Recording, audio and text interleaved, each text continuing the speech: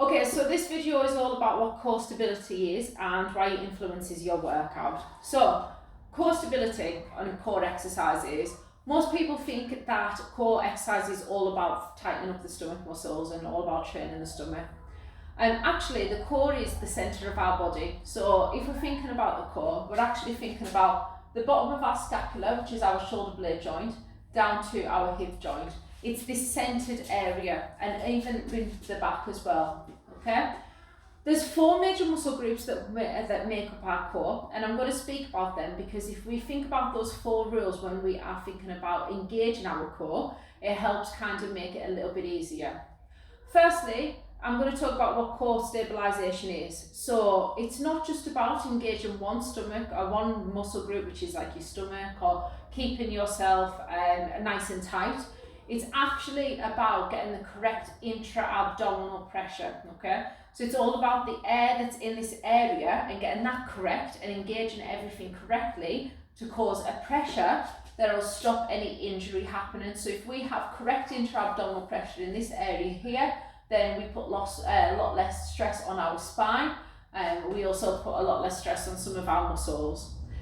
There is still limited evidence about whether or not core stability exercises or core training actually helps back pain, especially if it's long-term and chronic and has no physical diagnosis for it. So if it's not caused by sciatica or anything, for instance, then sometimes core exercises might not help that. But it doesn't do any harm to learn how to actually activate your core correctly, so that when you go through your day-to-day life, you actually have that tool, like the armoured, to be able to do something. So let me talk about the 4 exercises, the 4 muscles and the 4 rules that you want to put in place when you're doing any sort of exercise. And it's not just about exercise. So for instance, if you were lifting something off the ground or you were lifting something up or carrying something, you should learn how to stabilise your core before you do that sort of thing, because any sort of pressure on it can't cause any injuries. So, firstly, the first major muscle group that we're going to talk about is our pelvic floor. So our pelvic floor is obviously deep inside of our body. This is the thing that we use to stop ourselves from going to the toilet. So we squeeze our pelvic floor in both our bottom and our front area, and it stops us going from the toilet, okay? It stops us going to the toilet. Okay, so pelvic floor.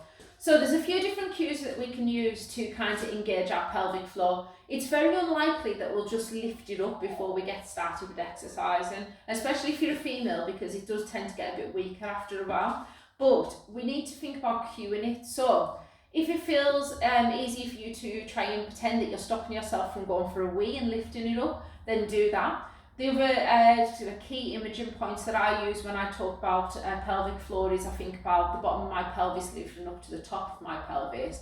So if you're thinking about this area that we're trying to protect, your pelvic floor is the bottom of the area, okay? So it's the bottom, so it's holding everything in at the bottom. So it needs to be correct and it needs to be engaged correctly.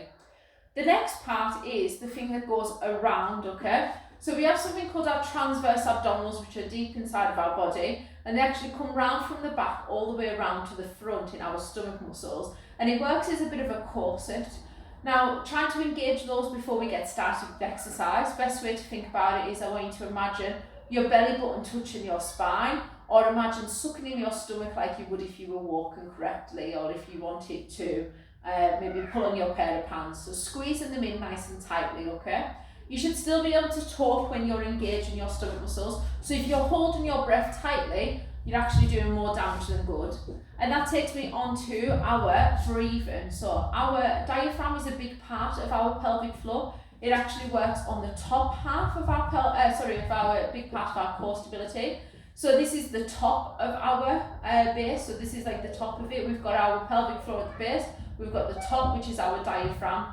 And the way that we move our diaphragm, the way that we contract our diaphragm, because obviously we can't contract it the way that we can other muscles, is our breathing. So we teach in Pilates thoracic breathing, where we're breathing deeply through our nose and breathing out through our mouth.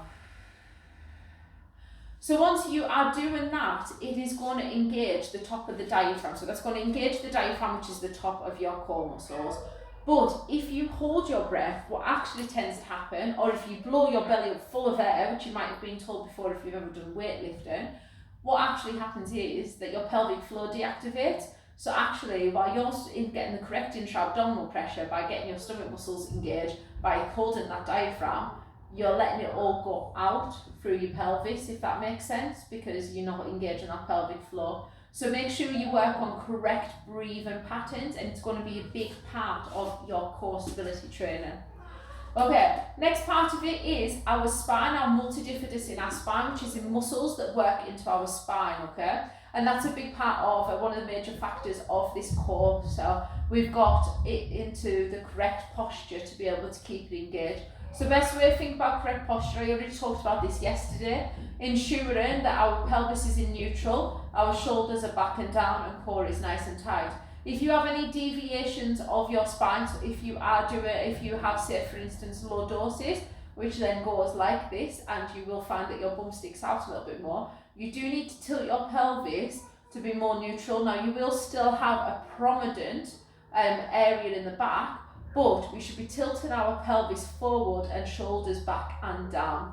Now the reason why our posture is really important is because if you were in the wrong posture, you're less likely to actually be able to engage your pelvic floor, okay? And you're less likely to be able to engage your abdominal muscles if, say, you were like this, or if you were like this, rounded at the back, okay?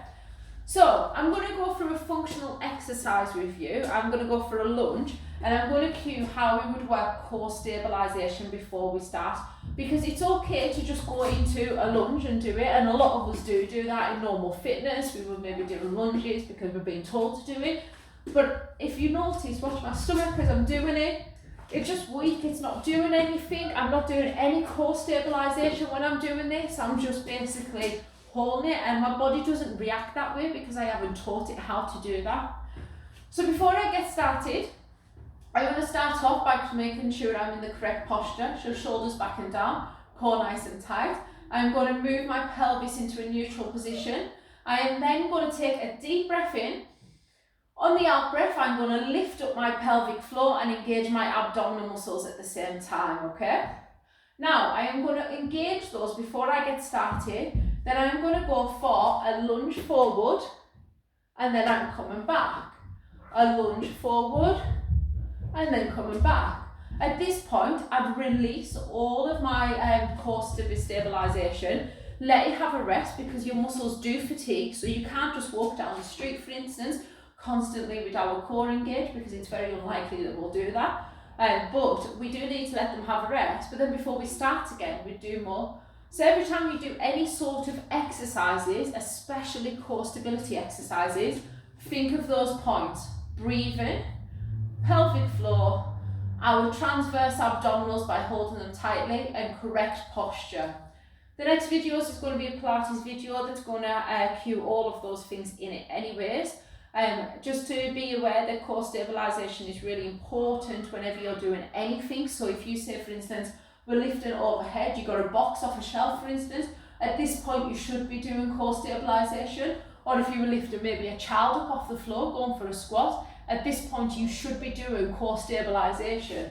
I cannot get it through to you enough that it's important to do before you put any pressure on your body. I'm going to stop the video there.